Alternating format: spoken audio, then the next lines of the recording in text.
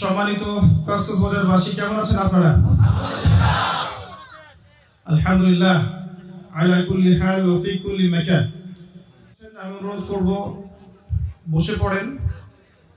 যারা জায়গা পাচ্ছেন না তাদেরকে জায়গা করে দেওয়ার অনুরোধ করব। মিডিয়ার ভাইদেরকে অনুরোধ করব আপনারা বসে পড়েন। আপনাদের দ্বারা যেন অন্যদের অসুবিধা না হয় খেয়াল রাখবেন। এবং যতটুকু সময় আমরা এখানে আলোচনা করব পবিত্র কোরআন এবং সুন্নাহ থেকে ইনশাআল্লাহ তাআলা, এই সময়টুকু আমরা আপোষে কথাবার্তা, মোবাইল ফোন, একে অপরকে কষ্ট দেয়া, গল্প গুজবে সময় নষ্ট করবো না ইনশাআল্লাহ। কোনো সন্দেহ নেই এটা একটা দ্বীনি মজলিস, যেখানে আল্লাহ এবং তার রাসূলের কথা হবে। আর যেখানেই কোরআনের কথা হয়, আল্লাহ এবং রাসূলের কথা হয়, এই জায়গাটাকে আল্লাহর ফেরেশতারা ঘিরে রাখে। আল্লাহ রাব্বুল আলামিনের ফেরেশতারা এই জায়গাটা ঘিরে রেখেছেন, এই বিষয়ে কোনো সন্দেহ নাই। সন্দেহ তারা করতে পারে যারা আল্লাহকে না দেখলে বিশ্বাস করবে না, যারা ফেরেশতাদেরকে না দেখা পর্যন্ত বিশ্বাস করবে না, যারা জিন জাতিকে বিশ্বাস করে না, রূহ বা আত্মায় বিশ্বাস করে না,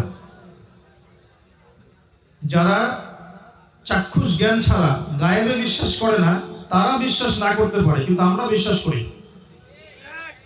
কারণ আমাদের বিশ্বাসের স্তম্ভ হচ্ছে অদৃশ্য, আমাদের বিশ্বাসের স্তম্ভ হচ্ছে গায়েব, অদৃশ্য। আলিফ লাম মিম যালিকাল কিতাব লা রাইবা ফীহি হুদাল লিল মুত্তাকিন আল্লাযীনা ইউমিনুনা বিল গায়বি। এই যে আমি ডান হাতে ধরেছি বইটা, দেখবেন কালকে এটাকে মিরর করে দেওয়া হবে, তারপর দেখা যাবে আমি ধরে আছি বাঁ হাত দিয়ে, তারপর দেখবেন নেগেটিভ কমেন্টের ঝড়। আমি খুব মুশকিল অবস্থায় দিনরাত পার করছি, কিছু বলতে গেলে ভয় লাগে, না জানি কি বলি আর মানুষ কি বোঝে। চারদিকে অক্টোপাসের মতো ওত পেতে আছে, পুরো লেকচার শুনবে একটা ওয়ার্ড খুঁজে বের করার জন্য, যেটা দিয়ে আমাকেও বিতর্কিত করা যায়। মাঝে মাঝে মনে হচ্ছে যে আমারও একটা মালয়েশিয়ার টিকিট কাটা দরকার। আসলে জাতি হিসেবে আমরা কেন এমন হলাম আল্লাহ ভালো জানেন। দ্বীন ইসলামের উপকার এবং সার্বিক বিজয় তখনই হবে যখন একে অপরের প্রতি আমরা শ্রদ্ধাশীল হব, একে অপরের প্রতি আমরা সহানুভূতিশীল হব এবং ঐক্যবদ্ধ থাকব। আমরা যতদিন থেকে বিভক্ত হয়েছি, একে অপরের পিছনে লেগেছি, গীবত, তহমত, অহংকার, রিয়া, লোক দেখানোর বিষয়ে, অপবাদের সংস্কৃতি চর্চা করছি, তখন থেকে দেখবেন আমাদের ভিতরের শক্তিগুলো হারিয়ে গেছে। একজনের উপর কোনো বিপদ আসলে দেখবেন আরেকজন মিষ্টি বিতরণ করছে, একজনের উপরে বিপদ আসলে আরেকজন মিষ্টি বিতরণ করছে। সে মনে করছে আমার সুযোগ এটা, কিন্তু সে জানে না যে আজকে অমুকের উপর এসেছে, কাল তা তোমার উপরও আসবে। এ বিষয়ে কোনো সন্দেহ নাই, সবকিছু সময়ের ব্যাপার মাত্র। আর আল্লাহ রাব্বুল আলামিন সবকিছু জানেন, সবকিছু শোনেন। যদি আপনি আল্লাহর কাছে ফেয়ার হন, মানে আপনি আল্লাহর দৃষ্টিতে সঠিক পথের উপরে আছেন, আল্লাহর দৃষ্টিতে আপনি হকের উপর আছেন, তখন বাতিল পন্থীরা চতুর্দিক থেকে আপনাকে ঘিরে ধরলেও আল্লাহ পাক হকের উপর থাকার প্রতিদান আপনাকে দিবেন ইনশাআল্লাহ। আর কাল কিয়ামতের মাঠে বাতিলদের এই শেকড় আল্লাহ পাক উপরে ফেলবেন ইনশাআল্লাহ। তো যে কথাটা বলতে গিয়ে এদিকে আসলাম, যে প্রচারণা করবেন সঠিকটা, এমন কোনো টাইটেল, এমন কোনো কাজ করবেন না অনলাইনে যাতে করে মূল বিষয়টা থেকে জনগণের দৃষ্টি সরিয়ে ফেলা হয় এবং বিভ্রান্তিকর প্রচারণা যায়। এতে করে কি হয়, এই চেয়ারে বসা মানুষগুলোর ক্ষতি হয়। আর এই চেয়ারে বসা মানুষগুলোর ক্ষতি যখন হবে, তখন দিনের ক্ষতি হবে। এই চেয়ারগুলো যখন শূন্য হয়ে যাবে, তখন এগুলো পূরণ করা এত সহজ হবে না। শত শত উলামায়ে কেরাম একসময় ছিলেন এদেশে, এখন তাদের সংখ্যা দিন দিন কমে যাচ্ছে। এই শূন্যতাগুলো কিন্তু আমি পূরণ করতে পারবো না। আর এই সময়, ফিতনাময় সময়ে সবচেয়ে বেশি দরকার এই চেয়ারে বসা মানুষগুলোর। তাই তাদের যত্ন নেয়া, তাদের সংশোধন, তাদের প্রতি সহানুভূতিশীল থাকা, তাদের সম্মানের হানি না করা, এগুলো সবারই মৌলিক দায়িত্ব। আজকে এগুলো বারবার মনে করে দিতে হচ্ছে, এটাই দুঃখজনক।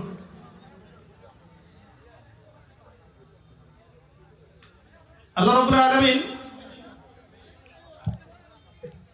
কথা বলেন না, বসুন। আল্লাহ সুবহানাহু ওয়া তাআলা পবিত্র কুরআনুল কারীমের মধ্যে সূরাতুন নাহল এর 89 নম্বর আয়াতে বলেছেন, এখান থেকে আমি মূল আলোচনা যাচ্ছি।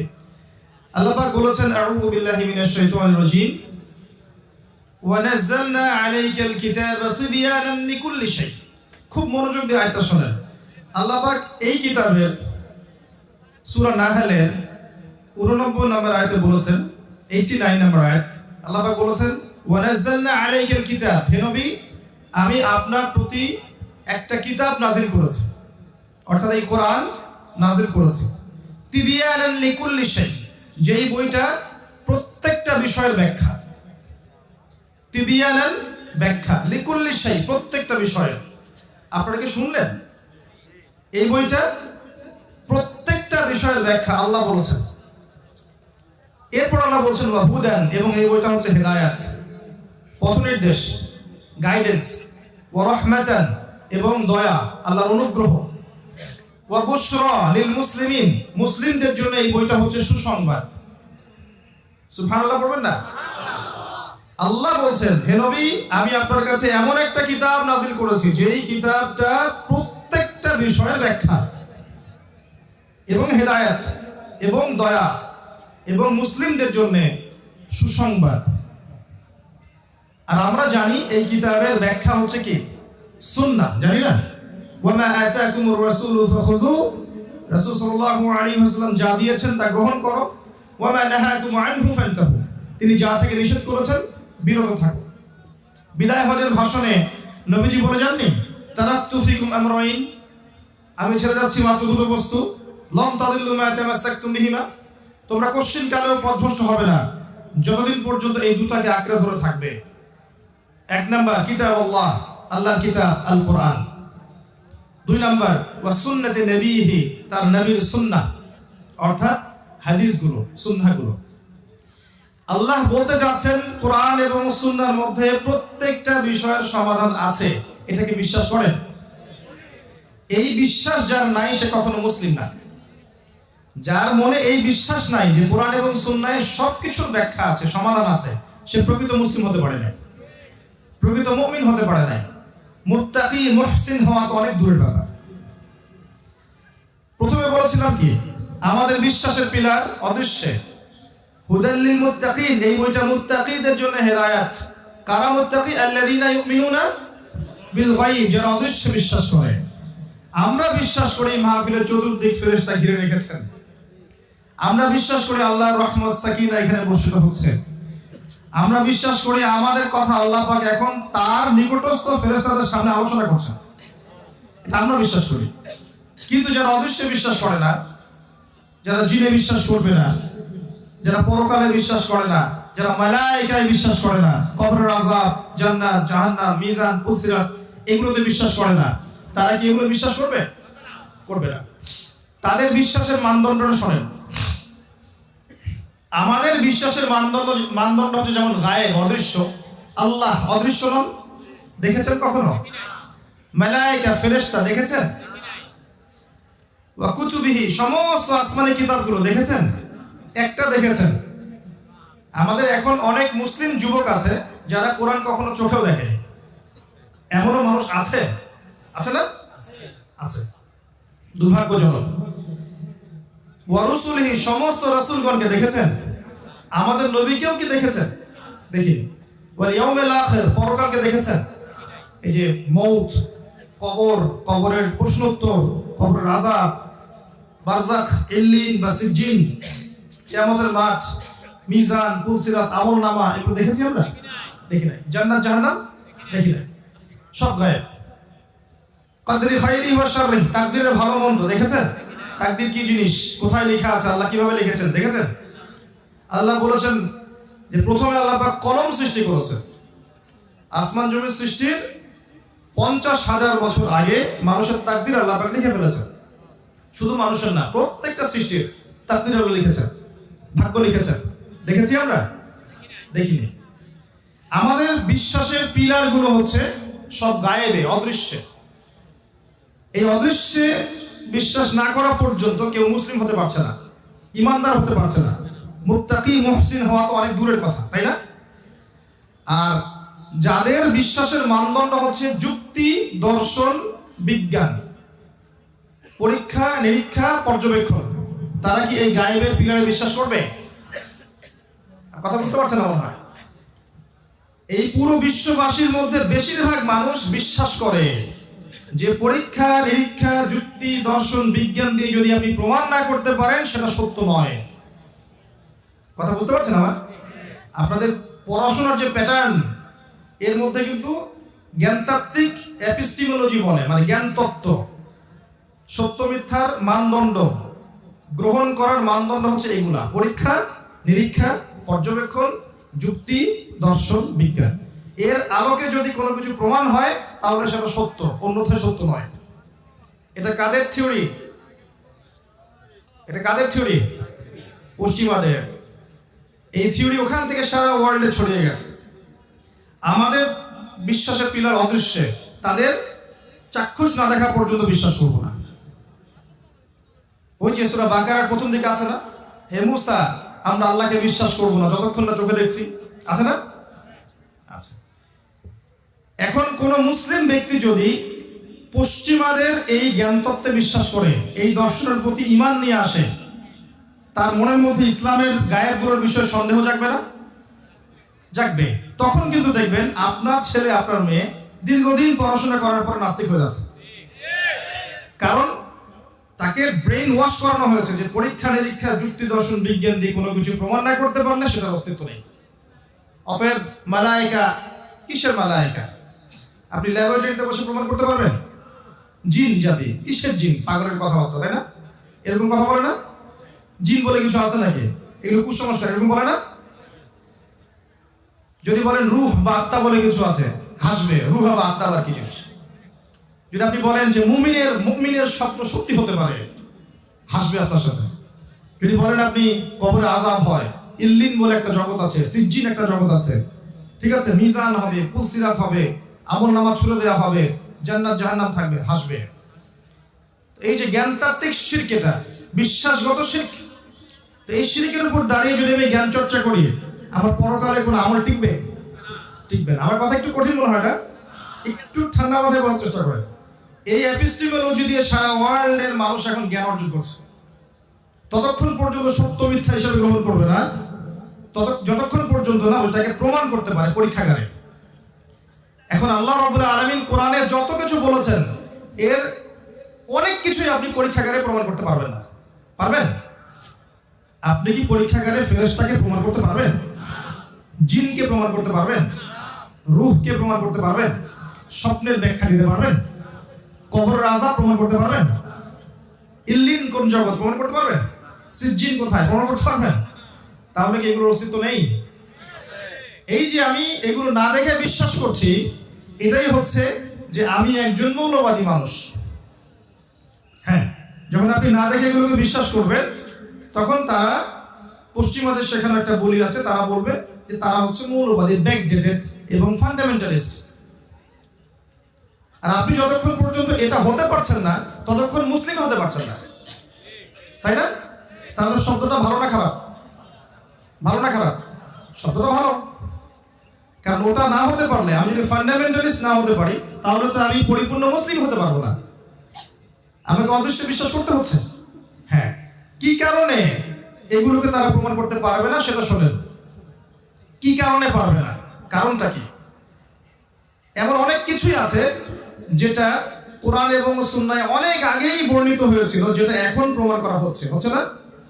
আসলে একটা এক্সাম্পল দেই। বিগ ব্যাং সায়েন্সে পড়েছেন এখানে কারা কারা আছেন? হাত তোলেন, সবাই বুঝবে মাশাআল্লাহ। এই থিওরির জনক কে? কে? মাশাআল্লাহ। তো এখন বোঝানো হয় যে এই মহাবিশ্ব একসময় ছিল না, ঠিক আছে, মানলাম ছিল না। হঠাৎ একটা এক্সপ্লোশন, বিগ ব্যাং এর মধ্য দিয়ে সমস্ত কিছু ছড়িয়ে গেল। বছরের পর বছর ঘুরতে ঘুরতে ঘুরতে ঘুরতে ঘুরতে ঘুরতে সৌরজগতের এই ফর্মটা এসেছে, ওদের মত। এরপর দেখবেন হঠাৎ করে পৃথিবী ঘুরতে ঘুরতে পৃথিবী সৃষ্টি হয়ে গেল। আগে তরল ছিল, তার আগে নাকি গ্যাসীয় ছিল, তারপর তরল, তারপর আস্তে আস্তে কঠিন। হঠাৎ সেখানে প্রাণ সঞ্চার হলো, এইসব বোঝায় না? আবার আগে বাদল ছিলেন, পরে মানুষ হয়েছেন, তাই না? এই তো শিখছি আমরা।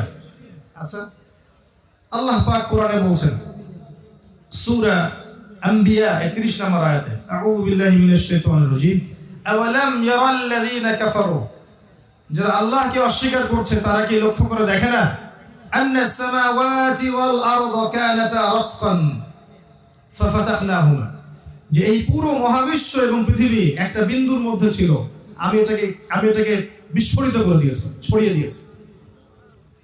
ওয়াজআলনা মিনাল মাই কুল্লা শাইইন হাই, এবং প্রত্যেক জীবন্ত বিষয়, মানে প্রত্যেক জীবন্ত প্রাণকে সৃষ্টি করেছি আমি পানি থেকে। আফালা ইউমিনুন, তারা কি তারপরেও বিশ্বাস করবে না? তাহলে কোরআন কি বিগ ব্যাং এর পক্ষে কথা বললো না? আপনি কি বুঝতে পারছেন? ওরা বলছে এটা অটোমেটিকলি হয়েছে, আল্লাহ বলছেন হয়েছে বটে, আমি করিয়েছি, অটোমেটিকলি হয়নি।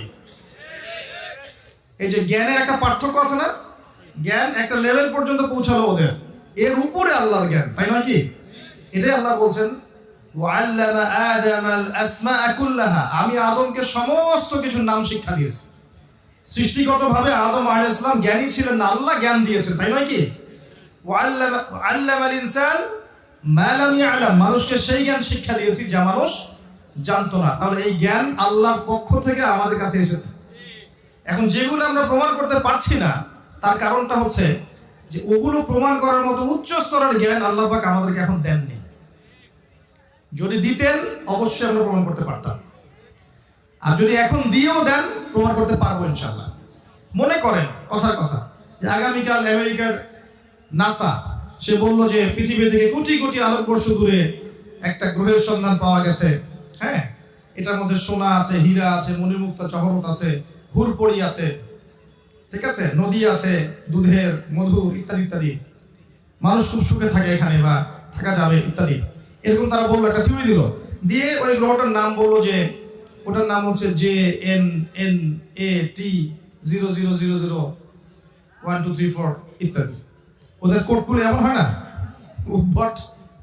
তো তখন দেখবেন পরের দিন পুরো বিশ্ববাসী বিশ্বাস করবে হ্যাঁ এটা সত্য হতে পারে, তাই না? কারেন্ট অ্যাফেয়ার্সের পাতায় পাতায় চলে আসবে, বিশেষ কোচিং করবেন, মুখস্থ করবেন, হ্যাঁ এটা নতুন গ্রহ আসছে একটা, এখান থেকে প্রশ্ন আসবে, আসবে না? আচ্ছা, মানে যদি আল্লাহ পাক ওই জ্ঞানটা দিয়ে দেন ওইটা আবিষ্কার করার মতো, তখন কিন্তু এরা বিশ্বাস করবে। কিন্তু একই কথা আল্লাহ পাক কোরআনের শত শত জায়গায়, হাজার হাজার জায়গায় বলছেন, তারা বিশ্বাস করছে না। তো চাক্ষুষ না দেখলে বিশ্বাস করবো না, এই যে একটা মানে জ্ঞানতাত্ত্বিক পার্থক্য আমাদের সাথে, এটাই কিন্তু ঈমান আর কুফরের পার্থক্য করে দিয়েছে। যদি আপনি এই এপিস্টেমোলজিতে চলেন তাহলে নিঃসন্দেহে আপনাকে কুফরি করতে হবে।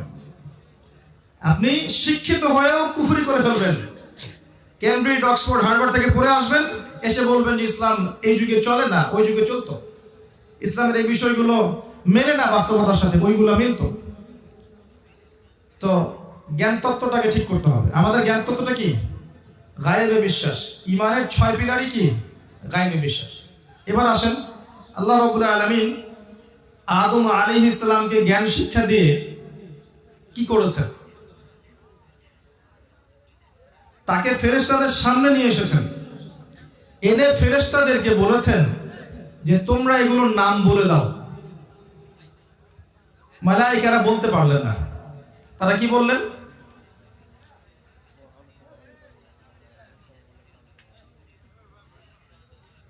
মালায়েকার সামনে যখন আদম আলাইহিস সালামকে আনা হলো, আল্লাহ পাক বললেন যে তোমরা এই নামগুলো বলে দাও দেখি। তখন ফেরেশতারা বললেন লা ইলমা লানা ইল্লা মা আল্লামতানা, হে আল্লাহ আপনি আমাদেরকে যতটুকু শিখিয়েছেন এর বাইরে আমাদের কোনো জ্ঞান নেই। এরপর যখন আদম আলাইহিস সালামকে জিজ্ঞেস করা হলো, তিনি সব নাম বলে দিলেন। এই যে জ্ঞানের কারণে আল্লাহ পাক ফেরেশতাদের থেকে আমাদেরকে উঁচু স্থানে অবস্থান করালেন, তাই নয় কি? আচ্ছা, এরপরে আবার আল্লাহ পাক বললেন যে ওয়াইজ কুলনা লিল মালাইকাতি ইসজুদু লি আদম, এখন হে ফেরেশতারা তোমরা আদম আলাইহিস সালামকে সিজদা করো। নূরের ফেরেশতাদেরকে আল্লাহ পাক মাটির আদমকে সিজদা করতে বললেন। এদিকে কথা হচ্ছে কেন? কি সমস্যা ভাই? কি সমস্যা? সমস্যা হলে একবার সরাই ফেলেন,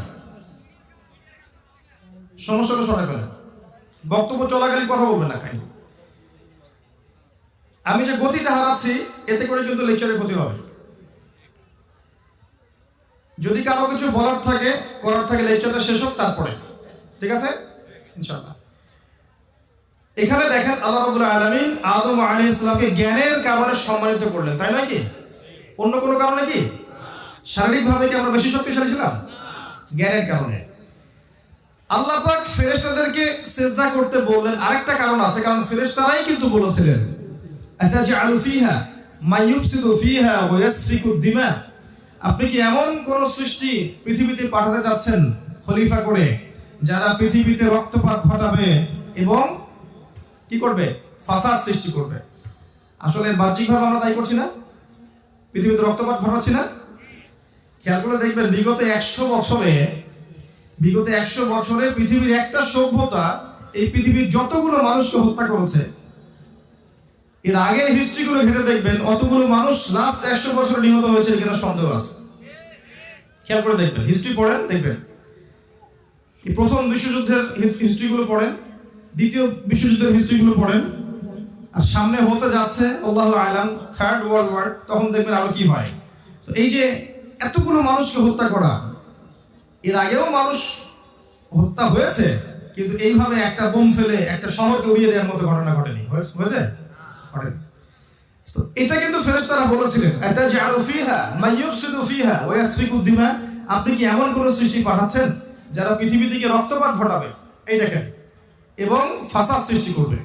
সূরা রুমে চলে যান, সূরা রুম আল্লাহ পাক বলেছেন যাহারাল ফাসাদু ফিল বাররি ওয়াল বাহরি বিমা কাসাবাত আইদিন নাস, জলে এবং স্থলে যত বিপর্যয় ছড়িয়ে পড়েছে সব মানুষের হাতের কামাই। মানুষের হাতের কামাই। পরিবারের ফিতনা কার কামাই? আমার কামাই। ধর্মের ফিতনা কার কামাই? আমাদের কামাই। এই যে আমাদের সামাজিক ফিতনাগুলো কার কামাই? আমাদের হাতের কামাই। বৈশ্বিক ফিতনাগুলো কার কামাই? আমাদের হাতের কামাই। গরু ছাগল হাঁস মুরগি এগুলো করেছে? করেনি। যেই মানুষ আর জিনকে শুধুমাত্র পৃথিবীতে আল্লাহর ইবাদত করার জন্য সৃষ্টি করা হয়েছে তারাই পৃথিবীতে ফাসাদ সৃষ্টি করেছে। তবে এর বাইরে আল্লাহর কিছু নেককার বান্দা আছেন এবং থাকবেন যারা আল্লাহর অবাধ্য হবে না ইনশাআল্লাহ। প্রত্যেক যুগে যুগে ছিল, এখনো আছে, থাকবে ইনশাআল্লাহ। এই পয়েন্টে আসেন আল্লাহ পাক জ্ঞানের কারণে নূরের ফেরেশতাদেরকে দিয়ে আদম আলাইহিস সালামকে সিজদা করালেন। তাহলে জ্ঞানটা কত ইম্পর্টেন্ট বিষয়, এবং এই জ্ঞানটা আল্লাহর পক্ষ থেকে এসেছে, তাই নয় কি? আমাদের মধ্যে কি আগে থেকে জ্ঞান ছিল? ছিল না, আল্লাহ শিখিয়েছেন। তো এখন এই জ্ঞানের কারণে যে মানুষকে আল্লাহ পাক এত সম্মানিত করলেন, প্রত্যেক যুগের দিকে তাকিয়ে আমরা যদি দেখি তাহলে দেখব যারা আল্লাহর নাজিল করা জ্ঞান অনুযায়ী আমল করেছে, সমাজে চলেছে, চালানোর চেষ্টা করেছে, তারা সফল হয়েছে। আর যারা আল্লাহ প্রদত্ত জ্ঞান, আল্লাহর ওহীর জ্ঞানকে অবজ্ঞা করেছে, অস্বীকার করেছে, কুফরি করেছে, তারা কোনো যুগে টিকতে পারেনি। এই মূলনীতির আওতায় পৃথিবী চলছে। আমি দেখাচ্ছি আপনাকে। এরপরে আদম আলাইহিস সালামকে বলা হলো তার স্ত্রী হাওয়া আলাইহিস সালাম তার সাথে জান্নাতে থাকতে, এবং একজন সত্তা তাদেরকে সিজদা করেনি। সে কে? ইবলিস নয় কি? ইবলিস কি জ্ঞানী ছিল না? ছিল না? সে কি অনেক উঁচু র্যাঙ্কের হয়ে যায়নি ইবাদত করতে করতে? হয়েছিল। কিন্তু কি কারণে সে অভিশপ্ত হলো? আবা ওয়াস্তাকবার, সে উদ্ধত হয়েছে এবং অহংকার প্রদর্শন করেছে। আমি যদি অনেক বড় ডিগ্রি সার্টিফিকেট অর্জন করি, সেকুলার সিস্টেমে হোক অথবা মাদ্রাসা সিস্টেমে হোক, আমার ভিতরে যদি অহংকার থাকে, আমি প্রকৃত জ্ঞানী নই। যে ব্যক্তি প্রকৃত জ্ঞানী তার ভিতর কখনো অহংকার থাকতে পারে না, কারোর প্রতি হিংসা থাকবে না, কারোর প্রতি গীবত, তহমত, সমালোচনা সংস্কৃতি থাকবে না। সে বিনয়ী হবে। একজন জ্ঞানী মানুষ কি হবে? বিনয়ী হবে। সে জ্ঞানের উদ্ধত অহংকার দেখাতে যাবে না। ধর্মতাত্ত্বিক ধর্মতাত্ত্বিক স্বৈরাচার দেখাতে যাবে না। কোনো কোনো ক্ষেত্রে আমরা ধর্মীয় ক্ষেত্রেও স্বৈরাচারী মনোভাব দেখাই, এই চেয়ারের অধিকার শুধু আমার, সেখানে ও কেন বসবে, এটা ধর্মতাত্ত্বিক স্বৈরাচার। যাই হোক, তো ইবলিস থেকে শিক্ষা হচ্ছে যে অহংকার মুক্ত সত্তা হতে না পারলে আমি প্রকৃত জ্ঞানী নই। আর জ্ঞান অনুযায়ী যদি আমার আমল না থাকে তাহলে তাকে কোশ্চেন কেন প্রকৃত আলেম বা জ্ঞানী বলা যায় না। মনে করেন আমি চেয়ারে বসে আছি, আমি কথাগুলো বলছি, এই কথাগুলোর উপর যদি আমার আমল না থাকে কোশ্চেন কেন আমি এই কথা বলার যোগ্য নই, এবং এই কথা আপনার মনে কোনো তাসির ফেলবে না। জানেন, যদি আমার কথাগুলো আমার কলব থেকে বের না হয় এবং আমার যদি এর উপর আমল না থাকে, আমার কথায় আপনার জীবন পরিবর্তন হবে না। আর যদি আমার কথায় আপনার জীবন পরিবর্তন হয় এবং কলিজার মধ্যে তাসির হয়, চোখ দিয়ে পানি ঝরে, বুঝবেন সে ব্যক্তির মধ্যে তাকওয়া ঈমান আছে।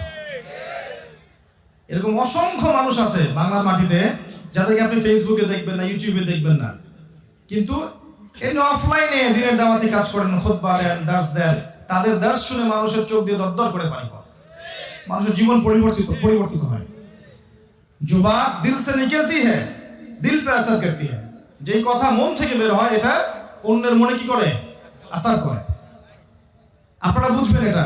আপনারা সাগর পাড়ের মানুষ, সাগর পাড়ের মানুষদের মনটা বড় হয় আমার ধারণা,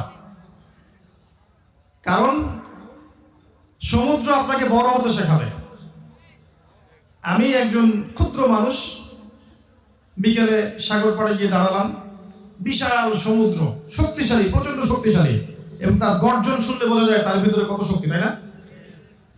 আমি তার সামনে গিয়ে দাঁড়ালাম, সে বিনয়ের সাথে আমার পা ধুয়ে দিল। আমার কথা বুঝতে পারছেন? সে বিনয়ের সাথে আমার পা ধুয়ে দিল। সুবহানাল্লাহ, চিন্তা করেছেন?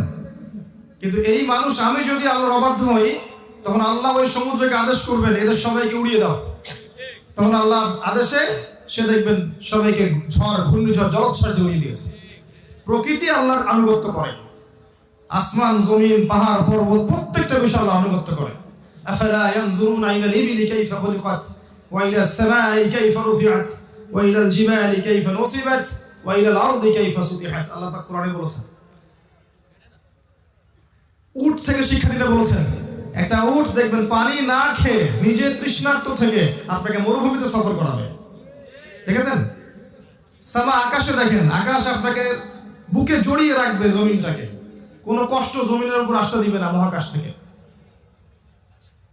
পাহাড় আপনাকে দৃঢ়তা শেখাবে যে মানুষ আপনাকে যত ভালো মন্দ যাই বলুক না কেন, আপনি হকের উপর থাকলে আপনার দৃষ্টান্ত ওই পাহাড়ের মতো। আর পাহাড় শুধু দৃঢ়ই থাকে না, শান্তও থাকে। পাহাড়কে দেখবেন শান্ত থাকে এবং দৃঢ় থাকে। শান্ত থেকে দৃঢ় থাকাটা কঠিন। পাহাড় বেশি কথা বলতে যায় না, পাহাড় শান্ত থাকে, দৃঢ় থাকে। তো মান সামাতা নাজা, আপনাকেও রাসূলুল্লাহ সাল্লাল্লাহু আলাইহি ওয়াসাল্লামের মতো বিপদ আপদ, বালা মুসিবত, সমালোচনায় শান্ত থাকতে হবে। তখন আল্লাহ আপনার পক্ষ থেকে জবাব দিবে ইনশাআল্লাহ।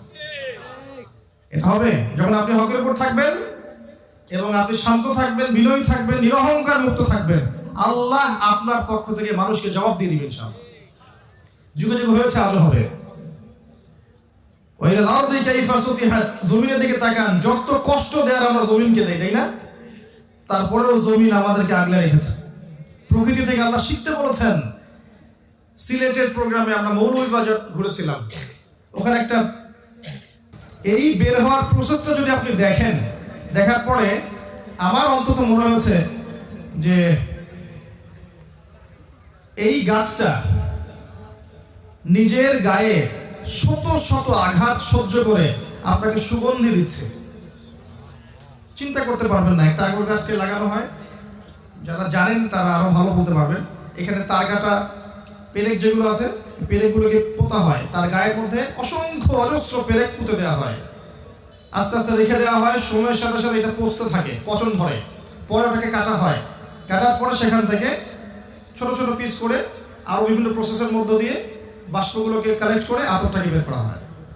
নিজের গায়ে শত শত আঘাত সহ্য করে একটা গাছ আমাকে সুগন্ধি দিয়ে গেল। চিন্তা করতে পারেন? এই প্রকৃতির দিকে তাকালে মানুষ বিনয়ী হবে। আমি ইবলিস থেকে এত দূরে আসলাম, ইবলিসের মধ্যে বিনয় ছিল না, অহংকার ছিল।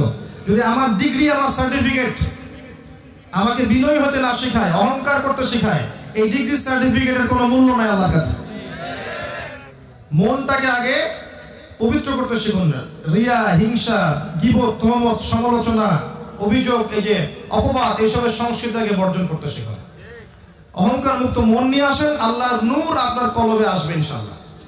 আল্লাহর নূর যখন কলবে আসবে তখন আপনি দুই চোখ দিয়ে দেখবেন, দুই কান দিয়ে শুনবেন, কলব দিয়ে উপলব্ধি করবেন ইনশাআল্লাহ। আরো কিছু কাজ আছে, বেশি বেশি কোরআন তেলাওয়াত করা, বেশি থেকে বেশি আল্লাহর জিকির করা, তাসবিহ তাহলিল করা, ফরজ নামাজের পর নফল নামাজ পড়তে থাকা, তাহাজ্জুদ গোজার হওয়া, বেশি বেশি সিয়াম রোজা রাখা, দান সাদাকা করা, এই কাজগুলো বেশি বেশি করলেও কলবে নূর আসবে। যখন আপনার কলবে নূর আসবে তখন আপনি দেখবেন আপনি এমন কিছু বুঝতে পারছেন যা অন্য মানুষ পারছে না। কারণ ফিতনাকে রিকগনাইজ করতে হলে, চিনতে হলে আপনার নূর লাগবে, আলো লাগবে। কিরকম? অন্ধকার ঘর, অন্ধকার রাত, একটা কালো পাথর, এর উপরে কালো পিঁপড়া হেলে যাচ্ছে, আপনি কি চিনতে পারবেন? এটাকে চিনতে হলে কি লাগবে? আলো লাগবে, এই যে নূর লাগবে। আল্লাহ যদি নূর দেন আপনি চিনতে পারবেন ইনশাআল্লাহ। আর নূর পাওয়ার সবচেয়ে সেরা উপায় বলে দিচ্ছে, এই দোয়াটা করবেন, রব্বানা আতমিম লানা নূরানা ওয়াগফির লানা ইন্নাকা আলা কুল্লি শাইইন কাদির। আরেকটা কাজ বলে দেই, সূরাতুন নূর, সূরাতুন নূর শুরু থেকে শেষ পর্যন্ত পড়েন। এখানে আল্লাহ পাক যে কাজগুলো করতে বলেছেন এগুলো করলে নূর পাবেন, যে কাজগুলো করতে নিষেধ করেছেন না করলে নূর পাবেন। যেমন এই সূরাতে আল্লাহ বলেছেন মুমিনদেরকে চোখ নামাতে বলেছেন না? আপনি বেগানা নারীদের দিকে চোখ দিতে থাকলে নূর পাবেন না। আপনি সারাদিন অনেক ইবাদত করেছেন, এরপরে বের হন, বিচে যান, বিচে গিয়ে দেখছেন যে যা দেখছেন এখন বিচে নগ্ন হয়ে গোসল করা, পর্দার কোনো ভালাই নাই, ও যে মেয়ে মানুষ এই সেন্সও তার মধ্যে নাই। এগুলো চোখের মধ্যে পড়লে দেখবেন নূরটা চলে গেল, আপনি বুঝতে পারবেন নূরটা চলে গেল। খারাপ লাগে না? ইমানদার মানুষের খারাপ লাগে, আর যার খারাপ লাগবে না বুঝবেন ইমান শেষ হয়ে গেছে, নাই, ওই লেভেলটা নাই যেখানে খারাপ লাগবে। যখন এগুলো দেখতে দেখতে সয়ে যাবে তখন বুঝে নেবেন যে আমার ওই ইমানের তেজ বা নূরটা নিভে গেছে, যেটা থাকলে আমার খারাপ লাগতো। একটা বডি যদি প্যারালাইজড হয়ে যায়, আঘাত করলে বুঝতে পারবেন? পারবেন না। বডি প্যারালাইজড না, এখানে আত্মা বা কলবটা প্যারালাইজড হয়ে গেছে। পাপ করতে করতে, পাপ দেখতে দেখতে, শুনতে শুনতে, চলতে চলতে এই পুরো আত্মাটাকে প্যারালাইজড হয়ে গেছে, প্যারালাইজড করে ফেলা হয়েছে। এই প্যারালাইজড আত্মা আবার আগের প্রাণ ফিরে পাবে যদি আপনি কোরআন বেশি বেশি তেলাওয়াত করেন, মৃত্যুকে বেশি বেশি স্মরণ করেন, কবর জিয়ারত করেন, দান সাদাকা বাড়িয়ে দেন, সিয়াম রাখেন, নফল নামাজ পড়েন, তাহাজ্জুদ পড়েন, আল্লাহর জিকির করতে থাকেন। আপনার ওই প্যারালাইজড রূহ ইনশাআল্লাহ দেখবেন আবারও সজীব হয়ে যাবে ইনশাআল্লাহ। আর একটা হাদিস মনে পড়লো, এটা বলে দিই, যে যখন মানুষ ফরজ আমলগুলো করার পাশাপাশি নফল বাড়িয়ে দেয় এবং মনের মধ্যে তার খারাপ রিপুগুলোকে ত্যাগ করতে পারে, আল্লাহ পাক জিবরাইল আলাইহিস সালামকে ডেকে বলেন যে আমার অমুক বান্দাকে আমি ভালোবাসি, তুমিও তাকে ভালোবাসো। এরপর জিবরাইল আলাইহিস সালাম অন্য সমস্ত ফেরেশতাদেরকে ডাকেন, ডেকে বলেন যে আল্লাহ অমুক বান্দাকে ভালোবাসেন, আমিও অমুক বান্দাকে ভালোবাসি, তোমরা সবাই তাকে ভালোবাসো। এরপর ফেরেশতারা দুনিয়াবাসীকে বলেন যে আল্লাহ অমুক বান্দাকে ভালোবাসেন, জিবরাইল অমুক বান্দাকে ভালোবাসেন, আমরাও তাকে ভালোবাসি, তোমরা সবাইও তাকে ভালোবাসো। এরপর দেখবেন ওই পৃথিবীবাসীর মনের মধ্যে আল্লাহ পাক ওই বান্দার জন্য ভালোবাসা তৈরি করে দেন। এটা এভাবে হয়। আল্লাহ পাক আমাদেরকে আল্লাহর ভালোবাসা পাওয়ার তৌফিক দান করুন, আমিন। আমি একটা পয়েন্ট থেকে অনেক দূরে চলে আসছি। ইবলিস বহিষ্কৃত হয়েছে অহংকারের কারণে, উদ্ধত আচরণ করার কারণে। আপনি খেয়াল করলে দেখবেন আদম আলাইহিস সালামও কিন্তু ওই নিষিদ্ধ গাছের কাছে গিয়েছেন, আদেশ লঙ্ঘন করেছেন, করেননি? ইবলিসও কিন্তু সিজদা করেনি, আদেশ লঙ্ঘন করেছে। তাহলে ইবলিস চিরস্থায়ী জাহান্নামী কেন হলো, আর আদম আলাইহিস সালামকে আবার ফিরে আসার সুযোগ কেন দেওয়া হলো? কারণ আদম আলাইহিস সালাম ভুলের উপর অটল থাকেননি। তিনি ফাতালাক্কা আদামু মির রাব্বিহি কালিমাত ফাতাবা আলাইহি, তিনি রবের কাছ থেকে কালিমা শিখলেন, তওবার কালিমা শিখলেন। শিখে তওবা করে আল্লাহর কাছে ফিরে আসলেন, আল্লাহ পাক মাফ করে দিলেন। ইবলিস এই কাজটা করেনি, বরং সে উল্টা কিয়াস করেছে, খালাকতানি মিন নার ওয়া খালাকতাহু মিন তিন, আমাকে সৃষ্টি করেছেন আগুন দিয়ে, তাকে মাটি দিয়ে, আমি কেন তাকে সিজদা করব? এই যে যুক্তি, দর্শন, বিজ্ঞান, এই যে প্রমাণ না হলে আমি মানবো না। আপনি বললেই মানবো কেন? কথা বুঝতে পারছেন? আল্লাহ পাক বহিষ্কার তো করলেন, লানত করলেন, কিয়ামত পর্যন্ত লানত, এবং চিরস্থায়ী সে জাহান্নামে থাকবে। মূলনীতি বোঝেন, জ্ঞানের মূলনীতি, আনুগত্যের মূলনীতি কি হতে হবে? আল্লাহ যেটা বলেছেন চোখ বন্ধ করে মানতে হবে, পারবেন? রাসূল যেটা বলেছেন চোখ বন্ধ করে মানতে হবে। প্রত্যেকটা আদেশ এবং নিষেধের পিছনে অবশ্যই বৈজ্ঞানিক কারণ আছে, যুক্তি দর্শন আছে, কিন্তু সবগুলো ফাইন্ড আউট করার জ্ঞান হয়তো আমার নেই। তাই বলে এই নয় যে এগুলো বাতিল, এমন নয়, হয়তো আমার জ্ঞানে বুঝে এটা আসছে না। এই হচ্ছে এপিস্টিমোলজি বা জ্ঞান তত্ত্ব, ইসলামিক। এরপর চলে আসেন আদম আলাইহিস সালাম, হাওয়া আলাইহিস সালাম, ইবলিস, কাউকে আল্লাহ পাক আর জান্নাতে রাখলেন না, তাই না? জান্নাতে রাখলেন না, আল্লাহ পাক নামিয়ে দিলেন, কুল নাহবিতু মিনহা জামিআ, আমরা বললাম যে তোমরা নেমে যাও, ফাইম্মা ইয়াতিয়ান্নাকুম মিন্নী হুদান, তোমরা পৃথিবীতে নেমে যাচ্ছ যাও, কিন্তু প্রত্যেক যুগে যুগে আমার পক্ষ থেকে তোমাদের কাছে হেদায়েত আসবে। কি আসবে? হেদায়েত আসবে। ফামান তাবিআ হুদায়া, ভালো করে শুনেন, যারা আমার সেই হেদায়েত মেনে চলবে, ফালা খাউফুন আলাইহিম ওয়ালা হুম ইয়াহজানুন, তাদের কোনো ভয় নাই, কোনো দুশ্চিন্তা নাই। এই হচ্ছে আপনার ফিলোসফি অফ লাইফ। এবার শুনেন জীবন দর্শন। এপিস্টিমোলজি বুঝিয়েছি, এবার আসেন জীবন দর্শন। আল্লাহ পাক বলছেন তোমরা পৃথিবীতে নেমে যাও, আমি তোমাদেরকে একা ছেড়ে দিচ্ছি না, প্রত্যেক যুগে যুগে তোমাদের কাছে আমার পক্ষ থেকে হেদায়েত আসবে। যারা আমার হেদায়েত মেনে চলবে, কোনো ভয় নাই, কোনো টেনশন নাই, তোমরা আবার জান্নাতে ফিরে আসবে ইনশাআল্লাহ।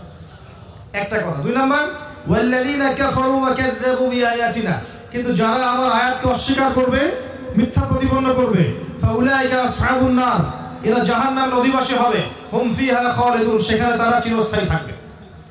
দ্য ফিলোসফি অফ লাইফ, জীবন দর্শন। হেদায়েত আসবে যদি মানেন, আপনি জান্নাতি। হেদায়েত আসবে যদি অস্বীকার করেন, কুফরি করেন, আপনি জাহান্নামী। এটা সহজ কোনো ফিলোসফি হতে পারে? হতে পারে। এবার দেখেন আদম আলাইহিস সালামের যুগটা দেখেন। এই যুগ সম্পর্কে একটা ঘটনা এসেছে সূরা মাইদায়। কি সেটা? ওই যে হাবিল আর কাবিল, তাই না? কাবিল তার ভাইকে হত্যা করলো না, হিংসার বশবর্তী হয়ে হত্যা করলো। শিক্ষা আছে, এখনো সেই হাবিল এবং কাবিলের সংস্কৃতি চলছে মুসলিমদের মধ্যেই। এখনো মুসলিমদের মধ্যে সেই হাবিল কাবিলের সংস্কৃতি চলছে। এখনো আমরা হিংসা, বিদ্বেষ, অপবাদ, আন্ডারএস্টিমেট করা, বিভক্তি, এগুলো সংস্কৃতি ছাড়তে পারিনি। এখনো একজনের পিছনে আরেকজনের না লেগে থাকলে ঘুম হয় না। একজনের সুখ উন্নতি দেখলে আরেকজনের গা জ্বালা পোড়া করে। কারো দ্বারা দিনের কোনো উপকার হতে থাকলে তাকে যতক্ষণ পর্যন্ত মাটিতে না নামানো যায় শান্তি হয় না। হাবিল কাবিলের সেই হিংসাত্মক সংস্কৃতি এখনো আমাদের মধ্যে আছে। মনে রাখবেন, ঈর্ষা বা হিংসা মানুষের নেক আমল খেয়ে ফেলে, ঠিক যেমন আগুন কাঠকে খেয়ে ফেলবে। কাবিল যে অন্যায় করেছিল, রাসূল সাল্লাল্লাহু আলাইহি ওয়াসাল্লাম বলেছেন পৃথিবীতে যত মানুষকে হত্যা করা হবে, সমস্ত খুনের পাপের একটা অংশ কাবিলের আমল নামায় যুক্ত করা হবে, কারণ সেই পৃথিবীতে সর্বপ্রথম খুনের ট্রেডিশন চালু করেছিল। আপনি পরের যুগে আসেন, নূহ আলাইহিস সালাম 950 বছর এই তার কওমকে ইসলামের দাওয়াত দিয়েছে। কত বছর ভাই? 950 বছর, 9টা শতাব্দী, 9.5 শতাব্দী। আল্লাহ পাক তাকে এত লম্বা হায়াত দিয়েছিলেন। অল্প কিছু মানুষ ইসলাম কবুল করেছে। এরপর যে মানুষগুলো ইসলাম কবুল করেনি, আল্লাহ পাক কি করেছেন? তুফান দিয়ে, প্লাবন দিয়ে একদম গারাক করে দিয়েছে। এমনকি যারা ডুবে গিয়েছিল তাদের মধ্যে স্বয়ং নূহ আলাইহিস সালামের স্ত্রীও ছিল এবং তার ছেলেও ছিল। সূরা তাহরিম পড়ে দেখেন যে লূতের স্ত্রী এবং নূহের স্ত্রীর মধ্যে তোমাদের জন্য দৃষ্টান্ত আছে। কি দৃষ্টান্ত? তারা আমার বান্দা নবীদের ঘরে ছিল, তারপরেও তারা ঈমান নিয়ে আসে নাই, আর তাদের ওই পরিচয়ে তাদেরকে কুফরি থেকে, জাহান্নাম থেকে বাঁচাতে পারেনি। নূহ আলাইহিস সালামের যুগটা যদি ঘাটেন দেখবেন আল্লাহ ওই যে দর্শনের কথা বলেছেন, যদি মানো তাহলে জান্নাত দিব, যদি না মানো শাস্তি দিব। একই ফিলোসফি চলে আসে। যারা যে অল্প কিছু মানুষ নূহ আলাইহিস সালামের কথা মেনেছিল, আল্লাহ পাক এই মানুষগুলোকে নাজাত দিয়েছেন, উদ্ধার করেছেন। আমরা এখানে যারা বসে আছি, পৃথিবীতে যত মানুষ আছে, কোনো না কোনো ভাবে তারা ওই সব মানুষের বংশধর যাদেরকে আল্লাহ পাক ওই যে কিস্তি থেকে উদ্ধার করেছে। বুঝতে পারছি কথা? কোনো না কোনো ভাবে আমরা ওই মানুষদের বংশধর যাদেরকে আল্লাহ পাক ওই যে প্লাবন সেখান থেকে উদ্ধার করেছিলেন। আমাদের বংশধর কিন্তু ওখানে গিয়ে মিলবে। এখানে একটা কথা বলে রাখি, আমাদের ইউনিভার্সিটিগুলোর মধ্যে অনেক সময় পড়ানো হয়, ভাবখানা এমন, পড়ানোর ভাবটা এমন যে সভ্যতা শুরু হয়েছে রোমানদের দ্বারা, পশ্চিমাদের দ্বারা, গ্রিকদের দ্বারা, তাই না? যেখানে যাবেন দেখবেন গ্রিক দার্শনিক বলেছেন, রোমান দার্শনিক বলেছেন, মানে সভ্যতা মনে হয় ওদেরকে দিয়ে শুরু হয়েছে। অথচ আল্লাহর কিতাব বলছে যে সভ্যতা শুরু হয়েছে নবীদের দ্বারা। আল্লাহর কিতাব বলছে সভ্যতা শুরু হয়েছে নবীদের দ্বারা, আর আমাদেরকে বোঝানো হচ্ছে এখন যেন সভ্যতা যেন শুরু হয়েছে ওদের দ্বারাই। এর আগে সভ্যতা ছিল না। সুবহানাল্লাহ। তো আপনাকে কোরআনের চোখ দিয়ে দেখতে হবে, নাহলে আপনি বুঝতে পারবেন না যে আসলে সত্য কোনটা মিথ্যা কোনটা। আমি অনেক লেকচারে বলেছি, আরেকবার বলছি, দুই চোখের ব্যাপার আছে কোরআনে। মুসা আলাইহিস সালাম প্রশ্ন করছিলেন বারবার, কেন নৌকাটা ফুটা করলেন, কেন বাচ্চাটাকে হত্যা করলেন, কি কারণে দেয়াল নির্মাণ করে পারিশ্রমিক নিলেন না? কোন সূরা বলতে পারছেন? কোন সূরা? মাশাআল্লাহ, অল্প কিছু মানুষ বলতে পেরেছেন। যারা সূরা কাহফ এখনো পড়েন নাই, এক মাসের মধ্যে পড়ে ফেলেন, কারণ সূরা কাহফ ছাড়া কিছু আপনাকে দাজ্জাল থেকে বাঁচাতে পারবে না। ঠিক আছে? আর মাসিহুদ দাজ্জালের চেয়ে বড় কোনো ফিতনা আসেনি, আসবেও না। পৃথিবীর যত ফিতনা আছে দেখছেন, সমস্ত ফিতনার চেয়ে বড় ফিতনা দাজ্জালের ফিতনা। এখান থেকে আপনাকে বাঁচাবে একটা সূরা, তার নাম কি? সূরা কাহফ। এখানে দেখবেন মুসা আলাইহিস সালাম প্রশ্ন করছেন, কি জন্য নৌকাটা ফুটা করলেন, কেন বাচ্চাটাকে হত্যা করলেন, কেন দেয়ালটা নির্মাণ করলেন কিন্তু পারিশ্রমিক দিলেন না? খিদর আলাইহিস সালাম বললেন, তোমার সাথে আমার আর চলা হলো না, তবে যাওয়ার আগে আমি তোমাকে অ্যানসার দিচ্ছি, যদি নৌকা ফুটা না করতাম জলদস্যু নৌকা হাইজ্যাক করে নিয়ে যেত, যদি বাচ্চাটা হত্যা না করতাম আল্লাহর আদেশে এই বাচ্চা বড় হয়ে একটা বড় কাফের হতো, যদি এই দেয়াল নির্মাণ না করতাম এই দেয়ালের নিচে 2-3 বাচ্চার সম্পত্তি আছে, এটা তারা পেত না, তারা যখন বড় হবে তারা পাবে ইনশাআল্লাহ। বাহ্যিক চোখ দিয়ে মুসা তোমার কাছে মনে হচ্ছে প্রত্যেকটা কাজ অন্যায়, তাই না? কিন্তু ভেতরের চোখ দিয়ে দেখলে তুমি বুঝবে যে আসলে প্রত্যেকটা কাজের পিছনে একটা কি আছে, কল্যাণ আছে। আপনাকেও 2 চোখ খুলে বিশ্বকে দেখতে হবে, আদারওয়াইজ আপনি বুঝতে পারবেন না। মানুষ বলবে সব এগিয়ে যাচ্ছে, আর আল্লাহ নূরওয়ালা মানুষরা বলবে হ্যাঁ সব এগিয়ে যাচ্ছে ঠিকই বটে, তবে ধ্বংসের দিকে। এটাই সত্য। পৃথিবী তার শেষ সময়ের দিকে যাচ্ছে। এমন নয় যে পৃথিবীর পরে আমরা মঙ্গলে গিয়ে থাকবো, তারপরে নেপচুনে থাকবো, তারপর প্লুটোতে থাকবো, এমন হবে না কখনোই। এসব রঙিন স্বপ্ন দেখিয়ে মানুষকে লাভ নেই। পুরো মহাবিশ্বই ফানা হতে চলেছে। কুল্লু মান আলাইহা ফান, প্রত্যেকটা সৃষ্টিকে আল্লাহ পাক ধ্বংস করে দিবেন। ওয়ায়াবকা ওয়াজহু রাব্বিকা যুল জালালি ওয়াল ইকরাম, আল্লাহর চেহারা, আল্লাহর সত্তাটা বাকি থাকবে।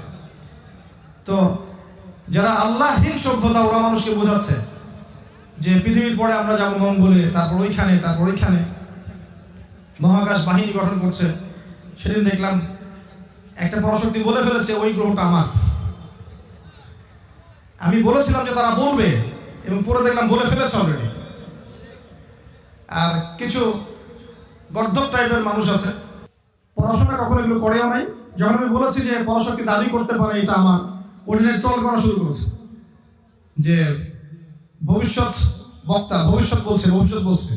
ভবিষ্যৎ না, এটা বর্তমান। দাবি অলরেডি করে ফেলেছে।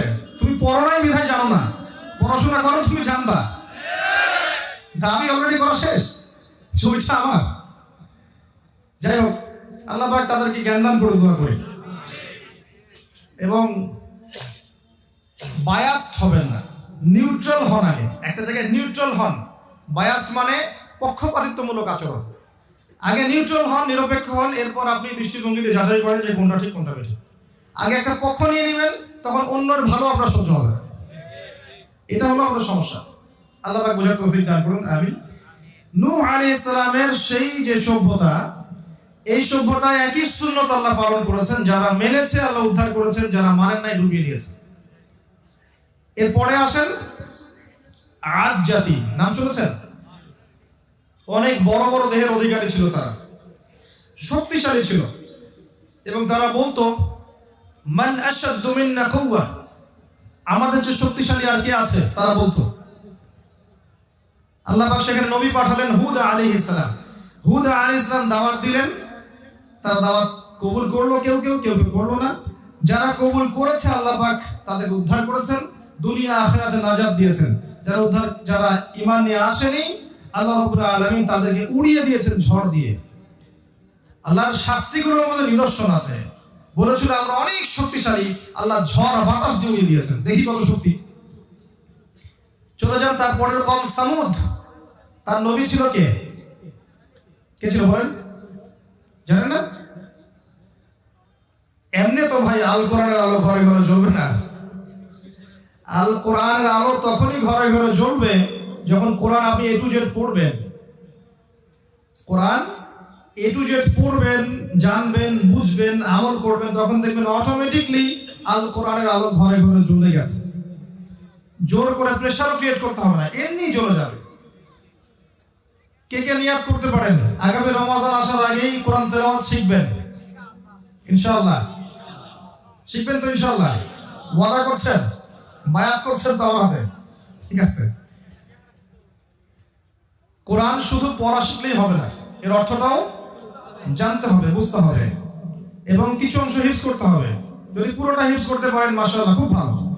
যদি পুরোটা নাও পারেন, অ্যাটলিস্ট কিছু অংশ হিফজ করবেন, মুখস্থ করবেন, অর্থটা পড়বেন। যদি আপনি আরবি ভাষা না জানেন, সেক্ষেত্রে বিশুদ্ধ কোনো তাফসীর নেবেন, মারিফুল কোরআন বা ইবনে কাসির বা জালালাইন, পুরো একটা তাফসীর নিয়ে আপনি এ টু জেড প্রতিদিন 10টা 20টা করে আয়াত পড়তে পারবেন না? অসম্ভব কিছু। আমাদের সমস্যা বলি একটা, আমরা সারা রাত যদি আলোচনা করি আজকে রাতে, হয়তো সারা রাত মানুষ বসে থাকবে, কিন্তু একটা বই সবাইকে দিয়ে দেই, একটা একটা করে কপি দিয়ে বলি যে ফজরের নামাজের পর পরীক্ষা নেব, আপনারা পড়েন সারা রাত। 10%ও থাকবে না। পড়াশোনা করতে চায় না। পড়াশোনা না করলে এই উম্মার খেদমত করা যাবে না। আপনি যদি পড়াশোনা করেন, অনেস্ট থাকেন, হকের উপর থাকেন, সৎ হন, আল্লাহ যদি আপনি কবুল করেন, আপনার দ্বারা উম্মার খেদমত হবে ইনশাআল্লাহ। আমি অনেকদিন বলেছি আপনাকে এই সাবজেক্টগুলো পড়তেই হবে, কোরআন এবং হাদিস, এর সাথে সিরাত, তারপরে ফিকহ, ইসলামের ইতিহাস, ইসলামিক অর্থনীতি, তারপরে আপনি যেগুলো পড়ছেন সায়েন্সে, আর্টসে, কমার্সে, এগুলো পড়বেন, বিবিএ, এমবিএ এগুলো করবেন, সমস্যা নেই। ডক্টরেট করবেন, মেডিকেল সায়েন্সে পড়বেন, ইঞ্জিনিয়ারিং পড়বেন, সবই পড়বেন। বেসিক আপনার এই সাবজেক্টগুলো পড়তে হবে। যখন আপনি এই সাবজেক্টগুলো পড়বেন, আপনার ভিতরে ইসলামিক নীতি, নৈতিকতা, মূল্যবোধ জাগ্রত হবে। জানা অনুযায়ী যখন আমল করবেন, আল্লাহ নূর আসবে, বরকত আসবে, তখন আপনি আদর্শ পরিবারও পাবেন, হালাল রিজিকও পাবেন, ইনশাআল্লাহ আল্লাহ দেয়া ইজ্জত সম্মানও পাবেন ইনশাআল্লাহ। এই কাজগুলো না করে, সত্যি কথা বলছি, এই কাজগুলো না করে শুধুমাত্র আইওয়াশ করে শোডাউন দিয়ে দিন ইসলাম কায়েম হবে না, সম্ভব না। বেসিক জায়গায় আসেন। যুব সমাজকে পড়াশোনা করতে হবে, প্রচুর পড়তে হবে। পড়তে রাজি আছি না ভাই? কষ্ট হবে না? প্রত্যেকের বাসায় একটা করে লাইব্রেরি করতে পারবেন না? মাসে 2000 টাকার বই কিনতে পারবেন না? প্রতি মাসে 2000 টাকার বই। মোবাইল ফোনে যখন গার্লফ্রেন্ডের সাথে কথা বলেন, কত টাকা যায় মাসে? 4000 যায় আপনার? আচ্ছা, অনেক টাকাই যায়। যখন কফি খেতে যান কত টাকা যায়? ঘুরতে গেলে কত টাকা যায়? এই যে ইন্টারনেটের মেগাবাইট গুলো কিনছেন, পাবজি খেলছেন, কত টাকা যায়? অনেকে তো দেখি যে বিপিএল, তারপরে যে ইন্ডিয়ান নাকি আইপিএল বিপিএল জুয়াও খেলছেন না? টাকা যায় না? অনেকে মাদক সেবন করে, টাকা যায় না? আমরা যুব সমাজ তো এগুলোতে বেশি ব্যস্ত এখন। তো এই কাজগুলোতে টাকাও যায়, সময়ও যায়, হায়াতও নষ্ট হয়, আল্লাহর গজব বসে, আছে না? তো মাঝে মাঝে একটু টাকা জমিয়ে বইপত্র কেনা যাবে না? যদি আপনি ইসলামিক বই পড়েন, দাড়ি রেখে দেন, টাকনুর উপর কাপড় পরেন, আপনি কি মৌলবাদী হয়ে যাবেন? সন্ত্রাসী হয়ে যাবেন? হ্যাঁ, মৌলবাদী হবেন, আপনি সন্ত্রাসী হয়ে যাবেন, জঙ্গি হয়ে যাবেন? হবেন না। আপনি কি সমাজের জন্য ক্ষতিকর কিছু হবেন? বরং উপকারী কিছু হবেন। তো এগুলো খারাপ কিছুই নয়। যুব সমাজকে যদি আমরা এগুলোতে দীক্ষিত করতে না পারি, এরা বিক্ষিপ্ত হয়ে যাবে, এরা মাদকের পিছনে জীবন ক্ষয় করে ফেলবে। দেখবেন আত্মহত্যা করছে, এই যে প্রেমের ছ্যাক খেয়ে আত্মহত্যা করে ফেলছে, মিউজিক নিয়ে পড়ে আছে, পর্নোগ্রাফি নিয়ে পড়ে আছে, আপনি খেয়াল করে দেখবেন জুয়া নিয়ে পড়ে আছে, ক্যাসিনো নিয়ে পড়ে আছে, ড্রাগস নিচ্ছে, এগুলোতে ব্যস্ত আছে। এদেরকে ফেরাবেন কিভাবে? অনলি এই বইটা আপনাকে ফেরাতে পারে। এই বইটার কাছে যখন এই মানুষগুলো আসবে, তারা শান্তি খুঁজে পাবে ইনশাআল্লাহ।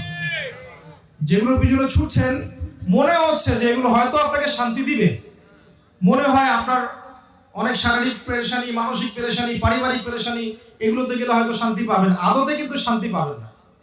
শান্তি একটা ভাব দেখাবে, কিন্তু আদতে প্রকৃত শান্তির সুকুন আপনি পাবেন না। প্রকৃত সুকুন পাবেন অনলি কোরআনুল কারীমের কাছে। তাই কোরআনুল কারীম পড়ুন, শিখুন, বুঝুন, আলেম ওলামাদের কাছে যান, এই তাফসীরগুলো ব্যাখ্যা শিখে নেন, আমল করেন, দেখবেন ইনশাআল্লাহ কলিজার মধ্যে শান্তি আসবে ইনশাআল্লাহ। আমরা দোয়া করে আল্লাহ পাক যুব সমাজের প্রত্যেককে কোরআন শেখার তৌফিক ইনায়াত করুন। এবং অবশ্যই জেনারেল সাবজেক্ট যেগুলো পড়ছেন, এগুলো অবশ্যই পড়বেন। এগুলো না পড়ে এগুলোকে ছেড়ে দিয়ে সবসময় আবার মানে ধর্মীয় বইপত্র নিয়ে বসে থাকেন না, তাহলে পরিবারের মাথা খারাপ হয়ে যাবে। ঠিক আছে? একবারে ছেড়ে দিয়ে যেখানে আসতে হবে এটা বলছি না, আপনি যেখানে পড়াশোনা করছেন করতে থাকেন, এর পাশাপাশি আপনি এই বইগুলো পড়তে থাকেন, পারবেন না? আল্লাহ পাক তৌফিক এনায়েত করুন। তো যেটা বলছিলাম, সামুদ জাতির নবীর নাম হচ্ছে সালেহ আলাইহিস সালাম। তার ক্ষেত্রে একই সুন্নাত, দাওয়াত দিলেন, কিছু মানুষ কবুল করলো আর কিছু মানুষ কবুল করলো না। যারা কবুল করেছে আল্লাহ পাক তাদেরকে উদ্ধার করেছেন দুনিয়া এবং আখিরাতে। যারা কবুল করে নাই তাদেরকে আল্লাহ পাক দুনিয়ায় ধ্বংস করেছেন, পরকালে তো ধ্বংস করবেনই। তাদেরকে আল্লাহ পাক ধ্বংস করেছেন কি দিয়ে? বজ্রপাত দিয়ে। কি দিয়ে? বজ্রপাত দিয়ে। পরে আসেন শুআইব আলাইহিস সালামের কওম, নাম শুনেছেন? মুসা আলাইহিস সালামের শ্বশুর ছিলেন। শুআইব আলাইহিস সালামের কওম একটা পাপ করতে স্পেশাল, সেটা হচ্ছে মাপে কম দিত। এটা আমাদের মধ্যে আছে না নাই ভাই? মাপে যখন কম দিবে মানুষ, সমাজের মধ্যে অর্থনৈতিক ইনফ্লুয়েশন আসবে, মানে অর্থনৈতিক যে মান আছে, একটা সাম্যাবস্থা আছে, এটা পড়ে যাবে, দুর্ভিক্ষ নেমে আসবে আল্লাহর পক্ষ থেকে। এটা শাস্তি, হাদিসে এসেছে। মাপে যখন কম দিবে মানুষ, তখন দুর্ভিক্ষ নেমে আসবে। তো এই কাজটা ব্যবসায়ীরা কি করি না আমরা? ওয়াইলুল লিল মুতাফফিফিন, আল্লাহ পাক বলেছেন। এই মাপে কম দেয়া ছিল শুআইব আলাইহিস সালামের কওমের খাসলত। আরেকটা খাসলত ছিল, তারা ডাকাতি করত, ছিনতাই আছে না, ছিনতাই করত। তো আল্লাহ পাক এই কওমটাকে ধ্বংস করেছেন কি দিয়ে শুনেন? পৃথিবীর প্রথম কওম যাকে আল্লাহ পাক ভূমিকম্প দিয়ে ধ্বংস করেছেন, সেটা হচ্ছে শুআইব আলাইহিস সালামের কওম। যদি আমরা এই পাপগুলো করতে থাকি, আল্লাহ পাক এই শাস্তি দিবেন আমাদের কেউ, নাউযুবিল্লাহ। এবং শেষ জামানার হাদিসগুলোর মধ্যে এসেছে যে কিয়ামতের আগে আগে ভূমিকম্প বাড়তে থাকবে, বেশি বেশি ভূমিকম্প হবে, এবং তিনটা হবে বড় বড় মেজর ভূমিকম্প। একটা পৃথিবীর পূর্ব দিকে, মানে এমন ভূমিকম্প হবে যে জমিন পড়ে যাবে নিচে, জমিন ঢুকে যাবে ভিতরে। একটা পৃথিবীর পূর্ব দিকে। পৃথিবীর পূর্ব দিক কোনটা ভাই? এই যে আমাদের পুরো কন্টিনেন্ট, আপনার পুরো সাবকন্টিনেন্ট সহ শুরু করে এই পুরো কন্টিনেন্টটা হচ্ছে পূর্ব দিক পৃথিবীর। এখানে একটা বড় ভূমিকম্প হতে যাচ্ছে, আল্লাহ জানেন কবে, আমরা জানি না কবে, কিন্তু হবে, হাদিস এসেছে। কিছু পাপের কারণে এটা আসে, সেটাও হাদিস এসেছে।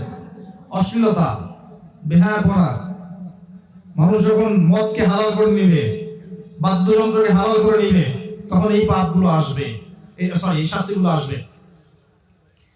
আরেকটা হবে পৃথিবীর পশ্চিম দিকে, ওই যেই পশ্চিমা সভ্যতায় মানুষ এখন প্রবাসী হচ্ছে, ওখানে সুখের সন্ধানে, গ্রিন কার্ড, নিজের দেশকে প্রতিভা দেয়া বাদ দিয়ে অন্যকে প্রতিভা দিয়ে আসছি। আমি গিয়েছি, প্রয়োজন পূরণ হয়েছে, চলে আসতে হবে।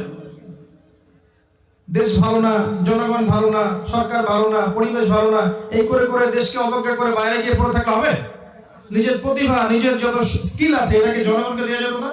রাষ্ট্রকে দেওয়া যায় না? দিয়ে নিজের দেশকে এগিয়ে নেওয়া যায় না? অন্যের দেশে আমি আমার শ্রম, আমার মেধা, আমার প্রতিভা দিয়ে ওদেরকে উন্নতি করাবো কি জন্য? এবং এমন একটা সভ্যতাকে উন্নতি করাচ্ছি যারা ইসলামের প্রকাশ্য দুশমন। সারা বিশ্বের প্রত্যেকটা মুসলিম কান্ট্রিতে এরা বোমাবাজি করে মানুষকে হত্যা করছে। ওদেরকে আমি শ্রম দিয়ে আমার প্রতিভা দিয়ে উন্নতি করাবো কি জন্য? আমি আমার দেশকে উন্নতি করাবো, আমার দেশকে আমি মেধা দিব, আমার শ্রম দিব, আমি আমার রাষ্ট্র, আমার সরকারকে, আমাদের যে পরিবেশ আছে এখানে আমি উন্নতি করবো, যাতে করে আমাদের এখানে দুর্নীতি কমে যায়, ভালো কিছু হয়। কেন করা যায় না? সমালোচনার সংস্কৃতিতে আমরা অভ্যস্ত বেশি। এটা ঠিক হচ্ছে না, এটা ঠিক হচ্ছে না, তাই না? এটা ভালো না, এটা ভালো না। আরে ভাই, আমি নিজে করলাম নাকি? আমি কি করছি আসলে? আমরা তো একটা দেখবেন গভর্নমেন্ট একটা প্রজেক্ট আসলে জনগণ আমানত রক্ষা করতে পারে না। অনেক সময় দেখবেন সরকারি মাল দরিয়া মেটাল, তাই না? এটা আমার খেয়ালত হলো না? খেয়ালত উভয় পক্ষই করে, জনগণও করে। অনেক সময় দেখা যায় উপর থেকে একটা হাতি আসছে, আস্তে আস্তে আস্তে আস্তে মাছি হয়ে গেল। কথা বুঝতে পারছেন? উপর থেকে একটা হাতি আসার কথা ছিল, আস্তে আস্তে আস্তে আস্তে মাছি হয়ে গেছে। এখানেও খেয়ালত হচ্ছে, যখন মাছিটা আসলো এই মাছিটাকে সবাই লুটে পুটে খেয়ে শেষ করে দেবো। এটাও জনগণের খেয়ালত হলো। তা আমরা যদি উভয়ে এরকম হয় তাহলে তো হবে না। উভয়কেই ইমানদার, মুত্তাকি এবং কোরআনওয়ালা হতে হবে, সুন্নাহওয়ালা হতে হবে। আমি আমার শ্রম, আমার মেধা, আমার প্রতিভা, এগুলো আমার সবার আগে হক রাখে আমার পরিবার, আমার সমাজ, আমার রাষ্ট্র। আপনি এগুলো বাইরের মানুষকে দিয়ে আসছেন কি জন্য? এমন কাউকে দিচ্ছেন যারা ইসলামের প্রকাশ্য শত্রু। এরা পুরো ওয়ার্ল্ড ওয়াইড মানবতার শত্রু, শুধু ইসলামের শত্রু নয়। যেখানেই লা ইলাহা ইল্লাল্লাহর গন্ধ পাবে সেখানেই তারা শুরু করে দিবে ফাসাদ। তারা দেখতে আসে না কি হানাফি, কি আহলে হাদিস, কি শাফিঈ, কি হাম্বলি, কি চরমনাই, কি আতশি তাবলিগ, কিছু দেখতে আসে না। তারা দেখবে যে সে লা ইলাহা ইল্লাল্লাহ বলেছে কি বলে, ব্যাস। তো ওই যে যেখানে আমরা রঙিন স্বপ্ন দেখছি, ওই সভ্যতা ভূমিকম্পে ধ্বংস হবে, হাদিস এসেছে। দ্বিতীয় ভূমিকম্প পশ্চিমে। আর 3 নাম্বারটা হচ্ছে কোথায়? 3 নাম্বারটা আপনার মাঝখানে, পৃথিবীর মাঝখানে জাজিরাতুল আরবের এই কন্টিনেন্টে একটা ভূমিকম্প হবে। এবং এটা সেই ভূমিকম্প যে ভূমিকম্প প্রমাণ করে দিবে যে ওই ব্যক্তি, যে ব্যক্তি মদিনা থেকে মক্কা এসেছে, যার হাতে মানুষ বায়াত নিয়েছে, ঠিক আছে, এই মানুষটা ইমামুল মাহদি কিনা, ওই ভূমিকম্প প্রমাণ করে দিবে। এগুলো আখিরুল জামানের হাদিসগুলোর মধ্যে আছে, পড়ে দেখবেন। তো যেটা বলছিলাম, শুআয়ব আলাইহিস সালামের কওম সর্বপ্রথম কওম যাকে আল্লাহ ভূমিকম্প দিয়ে ধ্বংস করেছেন। আর ভূমিকম্প যে কারণগুলোতে হয়, এই পাপগুলো যদি আমরা না ছাড়ি, আল্লাহ যে আমাদেরকেও দিবেন না কোনো গ্যারান্টি নেই, কোনো গ্যারান্টি নেই। আল্লাহ পাক আমাদেরকে আল্লাহর গজবের যে পাপ, এগুলো থেকে বাঁচিয়ে রাখুন, আল্লাহুম্মা আমিন। আল্লাহ পাক আমাদেরকে প্রচন্ড ভালোবাসেন, প্রচন্ড রহম করেন, প্রচন্ড দয়া করেন, করুণা করেন, মায়া করেন। একজন ব্যক্তি যিনি লা ইলাহা ইল্লাল্লাহ প্রকৃত অর্থে বুঝেছে এবং বলেছে, সেই ব্যক্তি জীবিত থাকা অবস্থায় আল্লাহ পাক কিয়ামত দিবেন না। একটা ব্যক্তি যদি থাকে পৃথিবীতে যে লা ইলাহা ইল্লাল্লাহকে ধারণ করেছে প্রকৃত অর্থে, ও বেঁচে থাকা পর্যন্ত আল্লাহ পাক কিয়ামত দিবেন না। এত বেশি ভালো আল্লাহ আমাদেরকে বাসেন। আল্লাহ আমাদেরকে শাস্তি দিতে চান না, যদি না আমরা সেই পাপগুলো করি। কিন্তু আমরা সেই পাপগুলো করছি, নির্দ্বিধায় আমরা মাদক সেবন করছি, মাদকের নাম পরিবর্তন করে দিয়েছি, নির্দ্বিধায় আমরা জিনা করছি, পরকীয়া করছি, ইয়াবা খাচ্ছি, পর্নোগ্রাফি দেখছি, ফ্রি মিক্সিং করছি, ফ্যামিলিস্ট রেভলিউশনে লিপ্ত হচ্ছি, নির্দ্বিধায় করছি। আল্লাহর হুকুম আহকামের পরোয়া করছি না, আল্লাহর ফরজ, ওয়াজিব, সুন্নত, মুস্তাহাব তোয়াক্কা করছি না, আল্লাহর হালালকে হারাম করে ফেলছি, আল্লাহর হারামকে হালাল করে নিচ্ছি। এগুলো করতে থাকলে আল্লাহর শাস্তি আসবে ভাই। আল্লাহর শাস্তি চলে আসলে ঠেকানো থাকবে না। তাই সবার উচিত অনতি বিলম্বে আল্লাহর কাছে তওবা করা।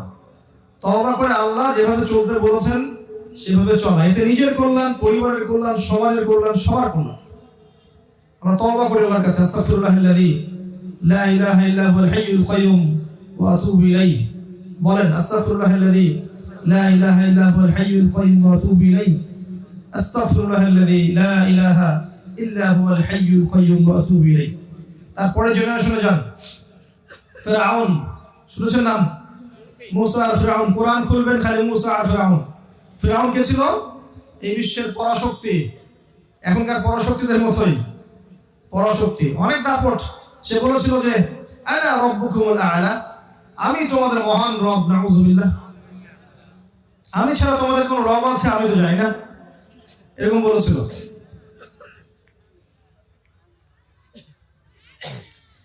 তো আল্লাহ পাক কি করেছেন দেখেন, এখানে একটা চমৎকার মেসেজ আমি আপনাকে দিব ইনশাআল্লাহ।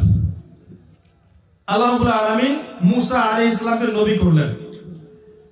মুসা আলাইহিস সালাম ব্যক্তিত্বপরায়ণ মানুষ ছিলেন এবং শারীরিকভাবে প্রচন্ড শক্তিশালী ছিলেন। একদিন তিনি দেখছেন, আপনারা তো জানেন যে মুসা আলাইহিস সালামকে আল্লাহ পাক ফিরআউনের ঘরেই বড় করেছেন, করেন নাই? তার মায়ের ঘটনা শুনছিলেন না একটু আগে মনে হয়? আচ্ছা, ওইদিকে আমরা গেলাম তাহলে। এবার মুসা আলাইহিস সালাম দেখছেন বনু ইসরাইলের এক ব্যক্তির উপর জুলুম করা হচ্ছে। তিনি গিয়ে তাকে বাঁচাতে চাইলেন এবং একটা ঘুষি দিয়েছেন জাস্ট তাকে বাঁচানোর জন্য। এই ঘুষিতেই ওই ফিরআউনের যে ওই পুলিশ বাহিনীর একজন ছিল আর কি, ফিরআউনের বাহিনীর একজন, সে মারা গেল একটা ঘুষিতেই। তার মানে তার গায়ে কত শক্তি ছিল। আচ্ছা, এবার মুসা আলাইহিস সালাম আর ওই মিশরে টিকতে পারছেন না, কারণ তাকে মার্ডার কেসের আসামি মনে করে খোঁজা হচ্ছে। এবং তিনি তখন হিজরত করে চলে গেলেন কোথায়? মাদিয়ান, শুআয়ব আলাইহিস সালামের কওমে। সেখানে গিয়ে তিনি বসে আছেন, দেখলেন যে দুইজন মেয়ে পানি নিতে এসেছে, পানি নিতে এসেছে। মেয়েরা তো একটু অবলা হয়, তাই না? তো ছেলে মানুষ আগে পানি নিচ্ছে, সে চান্স পাচ্ছে না মেয়ে দুটা। মুসা আলাইহিস সালাম সেখানে গিয়ে তাদের বালতি নিয়ে তাদেরকে পানি নিয়ে দিলেন, হেল্প করলেন, উপকার করলেন। তো এই মেয়ে দুটো বাসায় ফিরে গেল। এই ফাঁকে মুসা আলাইহিস সালাম একটা গাছের নিচে বসেছেন। বসে তিনি আল্লাহর কাছে এই দোয়া করছেন, রব্বি ইন্নী বিমা আনজালতা ইলাইয়া মিন খায়রিন ফাকির। হে আল্লাহ, তুমি আমার প্রতি যে অনুগ্রহ পাঠাবে, যে নিয়ামত পাঠাবে, এর জন্য আমি ভিখারি হয়ে বসে আছি। কারণ তার তখন বাড়ি নাই, থাকার জায়গা নাই, কিছুই নাই, হিজরত করে এসেছেন।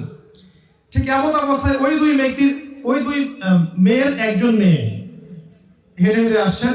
আল্লাহ পাক এই কোরআনের মধ্যে, আমি যে বললাম একটা বিষয় বলা আল্লাহ পাক বাদ দেননি, ওই নারী কিভাবে হেঁটে এসেছেন আল্লাহ পাক কোরআনে সেটাও বলেছেন। সুবহানাল্লাহ। আল্লাহ পাক কোরআনে বলেছেন যে সে লাজুক ভঙ্গিতে হেঁটে আসলো। সুবহানাল্লাহ।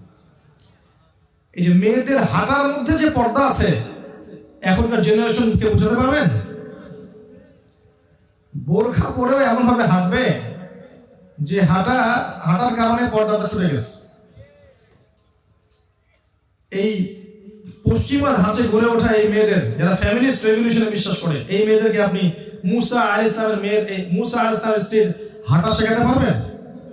শুআয়ব আলাইহিস সালামের মেয়ে ছিলেন তিনি, পরে এই মেয়ের সাথে মুসা আলাইহিস সালামের বিয়ে হয়েছে। এসে তিনি বলেছেন যে বাবা আপনাকে ডাকছেন।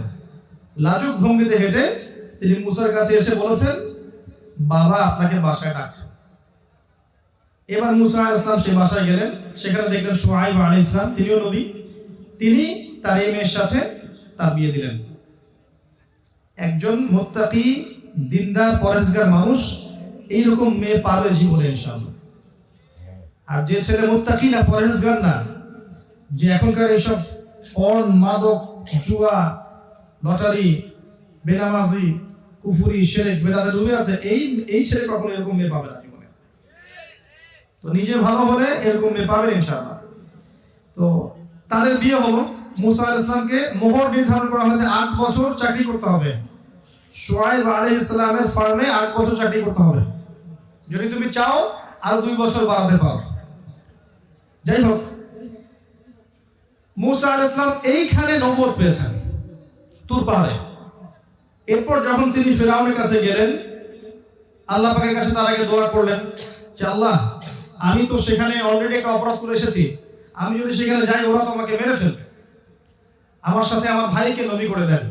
হারুন আলাইহিস সালামকেও নবী করা হলো। এবং মুসা আলাইহিস সালাম একটা দোয়া করলেন, রব্বিশ শরহ লি সাদরি ওয়া ইয়াসসির লি আমরি ওয়াহলুল উকদাতাম মিন লিসানি ইয়াফকাহু কওলি। আল্লাহ, আমার কলিজাটা বড় করে দাও, বুকটা প্রশস্ত করে দাও, সাহস দাও। আর ফিরআউনকে দাওয়াত দিতে কি লাগবে? সাহস লাগবে না? সাহস লাগবে। আমাকে সাহস দাও, আমার মুখের জড়তাগুলো দূর করে দাও, ঠিক আছে? আমার কাজগুলো সহজ করে দাও, যাতে করে মানুষ এবং ফিরআউন আমার কথা বুঝতে পারে। পাঠিয়ে দেওয়া হলো। 9টা মুজিজা মুসা আলাইহিস সালাম দেখালেন। বড় বড় দুইটা জানেন তো, লাঠি ছুঁড়ে মারলে কি হয়? সাপ। আবার এই যে এখান থেকে হাত বের করলে আলো বের হতো। ওই যে আল্লাহ পাক বক্ষ প্রশস্ত করে দিয়েছিলেন, আল্লাহ পাক কলিজায় নূর দিয়েছিলেন। কি দিয়েছিলেন? হাত বের করছেন, আলো বের হচ্ছে। আপনার সায়েন্স বিশ্বাস করবে? বিশ্বাস করবে? করবে না। তারা বলবে এগুলো রূপকথা, তাই না? এগুলো কোরআনের কথা। এটা হয়েছে। এরপরে তিনি দাওয়াত দিলেন, ফেরাউন দাওয়াত কবুল করলো না। আপনারা জানেন ফেরাউন তার দলবল সহ বনু ইসরাইলকে অ্যাটাক করলো। আল্লাহ পাক লোহিত সাগরে তাদেরকে একত্রিত করলেন না, সমস্ত ফেরাউনের সদস্যদেরকে আল্লাহ পাক ফেরাউন সহ লোহিত সাগরে এক মুহূর্তের মধ্যে ডুবিয়ে মেরে ফেললেন। আর আল্লাহ রাব্বুল আলামিন বনু ইসরাইলদেরকে পার করলেন, নিষ্কৃতি নাজাত দিলেন। একই সুন্নত নয় কি? ওই নূহ, ওই আদ, ওই সামুদ এবং শুআয়ব সমস্ত নবীদের একই সুন্নত নয় কি? যারা মেনেছে আল্লাহ উদ্ধার করেছেন, মানে নাই দলবল সহ ডুবিয়ে দিয়েছেন দুনিয়াতে। এমনকি ফেরাউন তখন বলেছিল যে আমানতু বিরাব্বি হারুন ওয়া মূসা, ডুবতে ডুবতে বলছে যে আমি হারুন আর মূসার রবের প্রতি ঈমান আনলাম। তখন আল্লাহ বলেন আলান, এখন ঈমান নিয়ে এসেছো? ওয়াকাদ আসাইতা মিন ক্বাবল, এর পূর্বে তুমি উদ্ধত ছিলে, অহংকারী ছিলে, অবাধ্য ছিলে। তবে আজকে আমি তোমার এই বদন শরীরটাকে আমি রেখে দিব, সংরক্ষণ করব। লিতাকুনা মিন খালফাকা আয়া, যাতে করে তোমার পরবর্তীদের জন্য তুমি নিদর্শন হতে পারো। এই ফিরআউনের এই যে লাশ কবে উঠেছে? কত সালে? 1896 কি 97 সালে উঠেছে এই যে সাগর থেকে। তার মানে আপনাকে একটা ইন্ডিকেশন দেওয়া হচ্ছে যে এর পরবর্তী বিশ্বে ফেরাউনের রাজত্ব চলবে এবং তাদের জন্য এই লাশটা হচ্ছে দৃষ্টান্ত। আপনাকে নিদর্শন দেওয়া হয়েছে অলরেডি। ফেরাউনের লাশটা কি পরবর্তীদের জন্য নিদর্শন, যে ওরকম হলে এই পরিণতি হবে। আপনি খেয়াল করে দেখবেন তারপর থেকে বিশ্বের জুলুম ফাসাদ গুলো আরো ব্যাপকতা হয়েছে, আখির জামানের সাইন গুলো চলে এসেছে। তো এদের জন্য ওই লাশটা নিদর্শন। এখানে আরেকটা কথা বলি, চমৎকার কথা হচ্ছে এই, যেভাবে আল্লাহ রাব্বুল আলামিন ফেরাউন এবং তার বাহিনীকে লোহিত সাগরে একত্রিত করেছিলেন, ঠিক একইভাবে আল্লাহ রাব্বুল আলামিন এই দাজ্জালের অনুসারীদেরকে জেরুজালেমে একত্রিত করেছেন। কথা বুঝতে পারেননি আপনি? আবার বলছি, আই রিপিট, আল্লাহ পাক যেভাবে ফেরাউন এবং তার অনুসারীদেরকে লোহিত সাগরে একত্রিত করেছেন সব ডুবিয়ে গারাত করার জন্য, একইভাবে আল্লাহ রাব্বুল আলামিন বিগত 70 বছর ধরে জেরুজালেমে দাজ্জাল এবং তার অনুসারীদেরকে একত্রিত করেছেন। সামনের সময় আসলে ওদেরকে আল্লাহ পাক ধূলিসাৎ করে ফেলবেন। আল্লাহ পাক ওই জন্য একত্রিত করেছেন, অন্য কোনো কারণে নয়। হ্যাঁ, তার আগে তারা রাইজ করবে, বিশ্ব নিয়ন্ত্রণ করবে, বিশ্বের প্রতিটা সেক্টর নিয়ন্ত্রণ করবে, বিশ্ব রুল করবে।